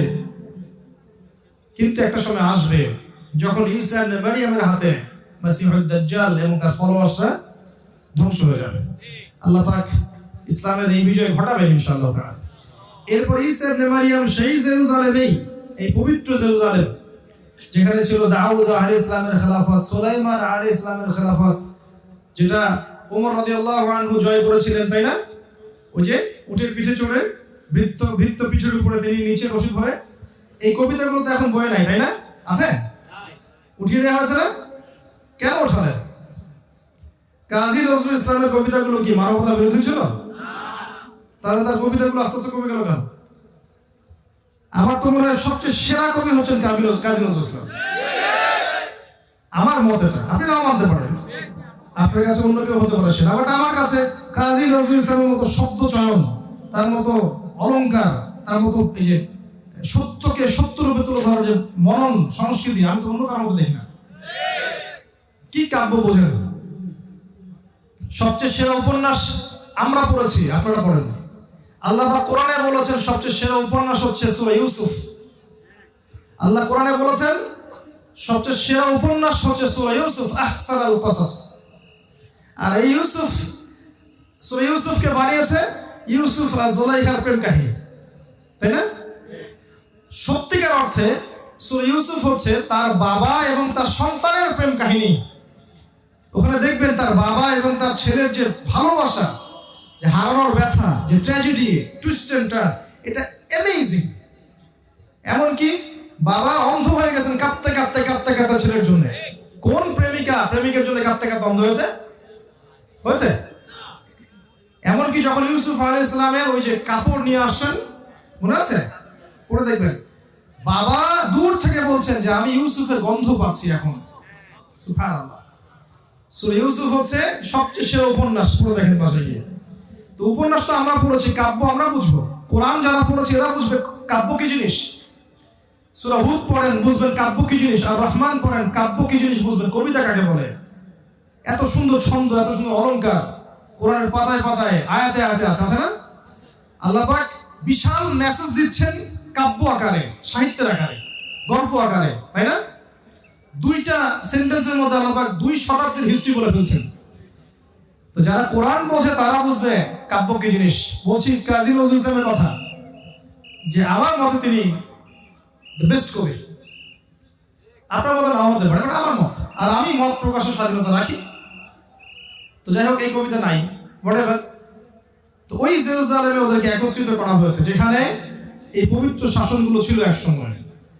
এক পর্যায়ে দেখবেন ওখানেই আল্লাহ রাব্বুল আলামিনের আদেশে ওদের ধ্বংস লেখা আছে। আল্লাহ পাক এই দিন অচিরেই ঘটাক, আমরা সেই দোয়া করি, আল্লাহুম্মা আমিন।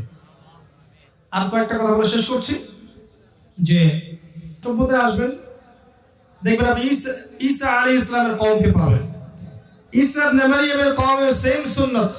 ঈসা আলাইহিস সালামকে যারা ঈমান এনেছে আল্লাহ পাক উদ্ধার করেছেন, যারা ঈমান নিয়ে আসে নাই আল্লাহ পাক তাদেরকে ধ্বংস করেছেন। ঈসা ইবনে মারইয়ামকে আল্লাহ পাক নিজের কাছে তুলে নিয়েছেন। ইব্রাহিমের কথা বলতে ভুলে গিয়েছিলাম। ইব্রাহিম আলাইহিস সালামের ক্ষেত্রে যান, আল্লাহ পাক নমরুদ এবং তার অনুসারী যারা ছিল তাদেরকে আল্লাহ পাক ধ্বংস করেছেন। আর ইব্রাহিম আলাইহিস সালামকে আল্লাহ পাক উদ্ধার করেছেন, ইমাম বানিয়েছেন, নেতা বানিয়েছেন, পরীক্ষা নিয়েছেন। আল্লাহ রাব্বুল আলামিন তাকে দুনিয়া আখিরাতে সম্মানিত করেছেন। আমি শেষ করছি, সর্বশেষ নবী মুহাম্মদ সাল্লাল্লাহু আলাইহি ওয়াসাল্লামের কাছে আসেন। মুহাম্মদ সাল্লাল্লাহু আলাইহি ওয়াসাল্লামের ক্ষেত্রেও দেখবেন এই যে আবু জেহেল, আবু লাহাব, উতবা, সাইবা যারা ছিল, এরা কি আল্লাহ সত্য মেনেছিল? আল্লাহ সত্য মেনেছে? কোরআনকে মেনেছে? মানে নাই। নবীর বিরোধিতা করেনি? করেছে। নবীকে কষ্ট দেয়নি? দিয়েছে। আল্লাহ রাব্বুল আলামিন ইতিহাস থেকে ওদের নাম মুছে দিয়েছে।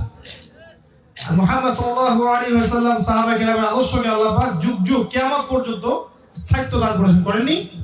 একই সুন্নাত, প্রত্যেক যুগে যুগে আপনি যাবেন একই সুন্নাত পাবেন। নূহ থেকে শুরু করে মুহাম্মদ সাল্লাল্লাহু আলাইহি ওয়াসাল্লাম পর্যন্ত একই ফিলোসফি। ওই যে সূরা বাকারার 38-39, হেদায়েত আসবে যুগে যুগে, নবী রাসূল আসবেন, আসমানি কিতাব আসবে। ফামান তাবিআ হুদায়া ফালা খাউফুন আলাইহিম ওয়া লা হুম ইয়াহজানুন। কিন্তু ওয়াল্লাযীনা কাফারু ওয়া কাযযাবু বিআয়াতিনা উলাইকা আসহাবুন নার হুম ফিহা খালিদুন। একই ফিলোসফি সারা বিশ্ব জুড়ে, ইতিহাস জুড়ে। এখন আপনারা আমার শিক্ষা কি? শিক্ষা হচ্ছে সর্বপ্রথম আল কোরআন কেন্দ্রিক পড়াশোনা করুন, জ্ঞান অর্জন করুন, জানা অনুযায়ী আমল করতে থাকেন, আদর্শ পরিবার গড়ার চেষ্টা করেন, হালাল রিজিক খাওয়ার চেষ্টা করেন। ইসলামের জন্য আপনাকে আল্লাহ যে প্রতিভা দিয়েছেন, কথা হোক, কলম হোক, জ্ঞান হোক, বক্তব্য হোক, যে প্রতিভা আল্লাহ দিয়েছেন, এতটুকুকে দিনের কল্যাণে কাজে লাগান। দিনের মধ্যে ইখতিলাফ, ভেদাভেদ সৃষ্টি করবেন না। হিংসা, বিদ্বেষ, অহংকার, তোহমতের সংস্কৃতি চর্চা করবেন না। উম্মাহকে ঐক্যবদ্ধ করার চেষ্টা করুন। যুব সমাজকে দিনের পথে নিয়ে আসার চেষ্টা করুন। পরবর্তী প্রজন্ম যারা আসছে এদেরকে কনস্ট্রাকটিভ সিলেবাসে পড়াশোনা করিয়ে আগামী ইসলামের পতাকা বহন করার যোগ্য করে গড়ে তোলেন। যে মা বোনরা আছে সবাইকে পর্দায় আনার চেষ্টা করেন এবং তাদের জন্য দিনের কল্যাণকর কিছু প্রজেক্ট লঞ্চ করেন।